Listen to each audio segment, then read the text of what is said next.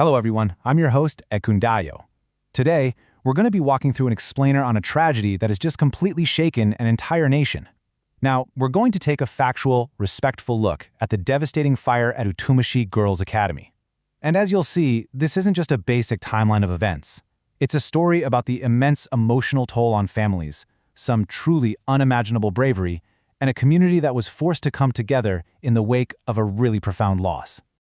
Our reporting starts right in Narok County. This is where a community gathered in just immense sorrow to say their final goodbyes to a life that was cut tragically short. 15-year-old Sheryl Onderi.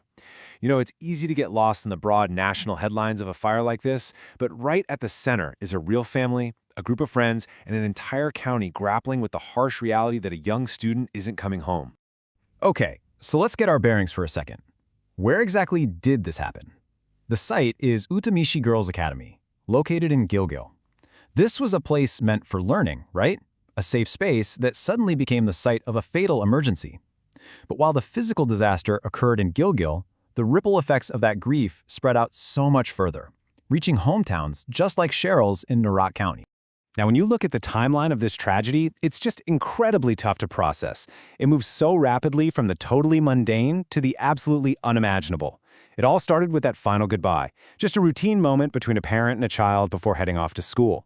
But that normalcy was completely shattered by the sudden horror of the fire, a desperate rescue attempt, and then the agonizing aftermath of receiving the worst possible news.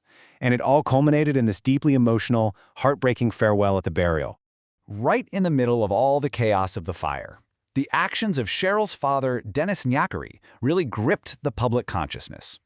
Reports highlighted his frantic, desperate attempts to actually breach the burning school just to rescue his daughter. It's this deeply personal display of pure parental love that captured the nation's attention.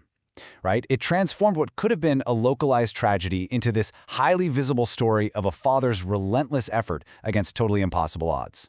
So, in the devastating aftermath of all this, Dennis Nyakari openly expressed his pain with one agonizing question.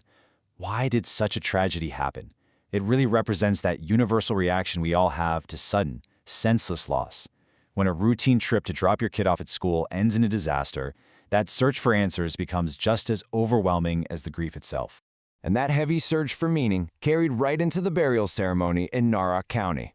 As Dennis paid his final respects, he stood up before the mourners and recalled the last precious moments he shared with 15-year-old Sheryl before she went back to the academy. It's honestly a stark reminder for all of us of how quickly a totally normal day can become our very last memory with someone we love. Now, what's incredibly striking from the reports of this disaster is how two very profound figures of bravery emerged. On the outside, like we talked about, you have Dennis Nyakari, a parent whose fierce instinct drove him toward the flames to save his daughter. But on the inside, there was Cecilia Wanjiku. She was a student who tragically lost her life while actively trying to save her fellow learners. You have two incredibly brave individuals, separated by the walls of the school, but both acting out of pure selfless love. That narrative of sacrifice expanded as touching scenes of sorrow unfolded in Vihiga, which was Cecilia Wanjiku's home. As she was laid to rest, it became so clear that this wasn't just the loss of a young life. This was the burial of a hero. She put the safety of her peers above her own. It really shows how the wide-reaching impact of the Utumishi Girls Academy fire ended up honoring different kinds of sacrifices across completely different communities in Kenya. But here's the crucial thing you need to take away from this. In both Narok County and Vihiga, the grief wasn't just carried by the immediate families alone. These burials saw an overwhelming convergence of family members, friends, fellow students, and local leaders, all standing side by side. It literally takes an entire united community to mourn a tragedy of this scale. The fact that local leaders and peers showed up in such numbers just underscores how deeply valued these young women were.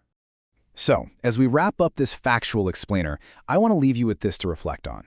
How will the memories of heroes like Cecilia Wanjiku and the heartbreaking loss of students like Sheryl Onderi shape these communities moving forward? This fire took precious lives, for sure, but it also revealed profound depths of human courage and parental love. Just take a moment to consider what these legacies mean for the future of those who are left behind. I'm Ekundayo. Thank you so much for joining me today.